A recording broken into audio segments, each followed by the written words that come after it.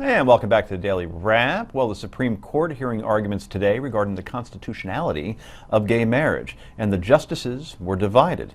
Here's a quick look at the justices' comments. First up, Anthony Kennedy said the definition of marriage hasn't changed in millennia.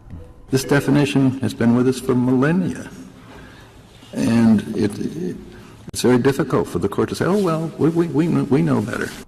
But Chief Justice John Roberts points out the main question. My question is, you're not seeking to join the institution, you're seeking to change what the institution is. The fundamental core of the institution is the opposite sex relationship, and you want to introduce into it a same-sex relationship.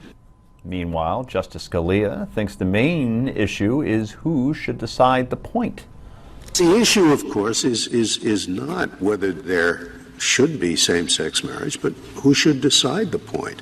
Yes, and you're asking us to decide it for this society when no other society until 2001 ever had it.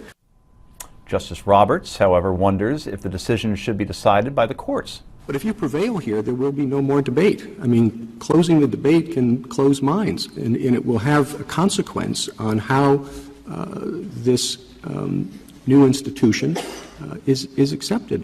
People feel very differently about something if they have a chance to vote on it than if it's imposed on them by the court.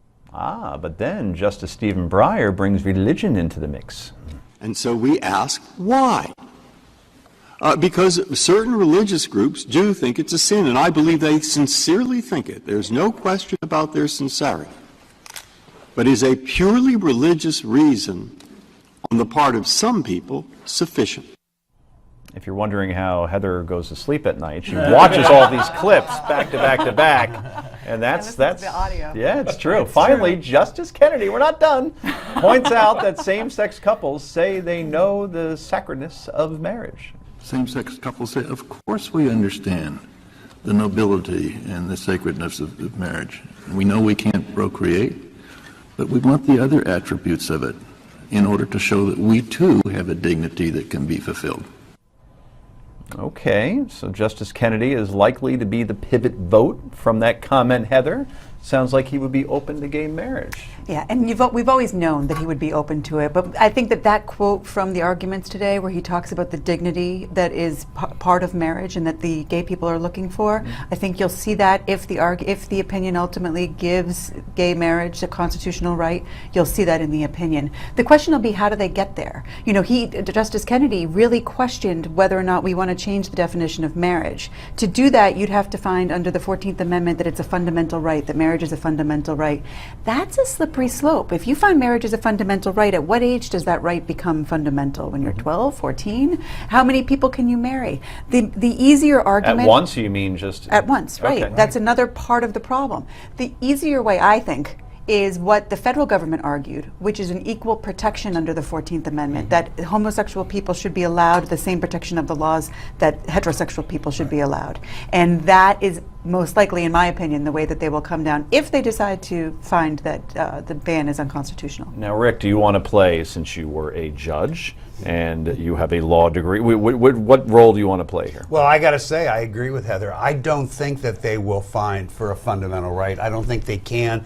I think that the answer is, and I happen to believe in this, it is equal protection. I think that's the right answer. You know, what's so funny about this court, and the court going back to Bush v. Gore, they decided that case on equal protection claims, and I thought they were right. It was the right ruling. The funny part is that there had been cases before that where they wouldn't apply it, where I thought they should have. So this may be another situation where this conservative court does the right thing with equal protection. Yeah, I mean, go ahead. I'm sorry. No, I think it's both great examples because we often confuse good law with the result we want. Right.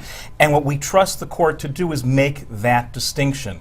It can be good law even if you don't like the result. I do think what's interesting is the struggle between Kennedy and Chief Justice Roberts on what a marriage is. Roberts keeps saying that what defines a marriage is that it is one man and one woman, and it even suggests procreation is involved. Well, we know the procreation thing is ridiculous because we don't test straight couples to see if they can have babies. Right. So that's nuts. Or make them. That's what I'm saying. Right. We don't do that. I think the interesting thing is to actually hold up sacredness and human dignity and a whole range of values that are often owned by only one side of the spectrum politically and culturally, and actually use them as the way into dignifying people in relationship regardless of their sexuality, is a really interesting moment, not of redefinition of marriage, but of rethinking how to give people the full protection they deserve. One quick thing. If they do rule based on equal protection, throw out this whole states' rights argument.